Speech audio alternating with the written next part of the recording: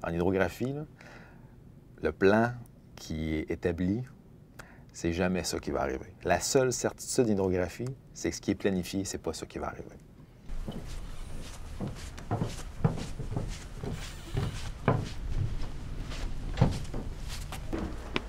Ah, bon matin, Salut Sonia. Pierre. Ça va bien? Oui, Bon. mais changement de plan aujourd'hui, par exemple. Ah ouais? Parce que, ouais, on était supposé travailler plus proche, mais là, il faut aller faire G4 à Mont. OK. Parce que le client en a besoin tout de suite aujourd'hui. Bon, il n'y Ça a va pas de aller? problème. On va préparer ça pour on va partir. Parfait. Bien. Le Guillemot est affecté au sondage du chenal maritime pour le compte de la gestion des voies navigables.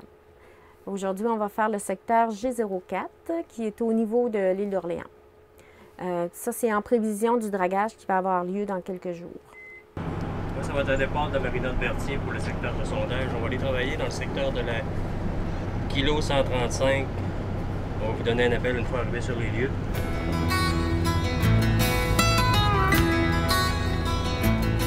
Les secteurs sont déjà préétablis. D'année en année, on refait les mêmes secteurs, les mêmes régions. Ça fait qu'on a comme un plan de match déjà préétabli qu'on refait chaque année.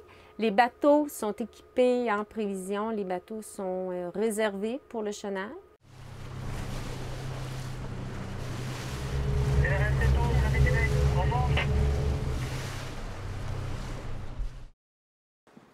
Je suis Louis Maltais, je travaille au Service hydrographique du Canada et je suis basé à l'Institut Maurice-Lamontagne, à Montjoly. Le travail d'hydrographe, c'est très varié.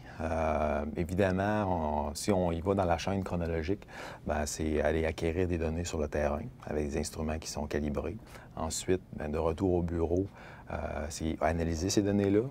On utilise différents capteurs, différentes technologies pour s'assurer que les données sont valides. Et ensuite de ça, tout va être porté sur les cartes marines, qui sont des documents légaux, très importants pour la navigation, je dirais même essentiels pour la navigation, parce que si on n'a pas de carte marine, il n'y a pas de navigation qui se fait sur le Saint-Laurent, entre autres, la principale voie navigable du Québec.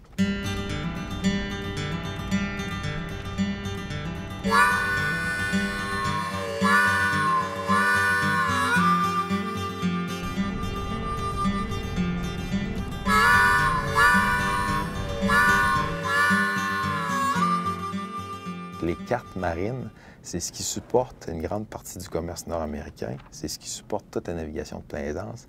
La carte marine, c'est l'aboutissement du travail de l'hydrographe. On va ramasser des données, on fait tout ce qu'on mieux pour qu'au final, la publication officielle soit capable de supporter la navigation et toute l'activité économique qui s'ensuit.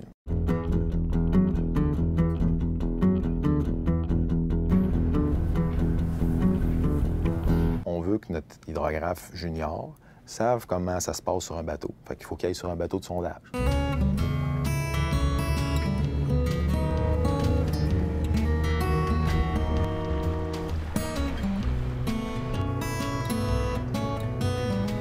Comment arriver dans le secteur, Sonia?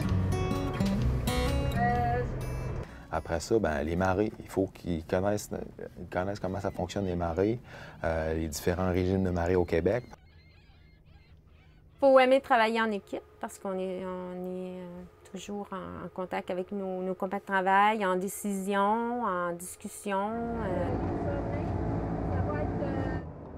Il faut s'adapter rapidement à notre travail et à la nouvelle technologie.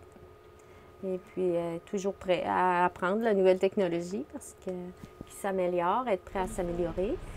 Puis, aussi, il faut être autonome rapidement avec ces nouvelles technologies. Nous, les GPS qu'on utilise sont précis au centimètre, en XY, donc en planimétrie, en horizontale, mais aussi en verticale. Donc, des GPS extrêmement précis. Puis l'autre équipement essentiel, c'est le sonar multifaisceau. Donc on connaît tous les sonars de pêche qui ont simplement un faisceau, qui ne font pas une couverture complète du fond marin. Nous, on utilise les sonars multifaisceaux parce qu'on ne peut pas prendre le risque de manquer une obstruction. Si on fait un relevé à un endroit, bien, on doit s'assurer que chaque pièce du fond marin a été mesurée, détectée. Fait que quand on sort d'une zone ou d'une zone portuaire, par exemple, bien, on est certain qu'il n'y a aucune obstruction qui nous a échappé.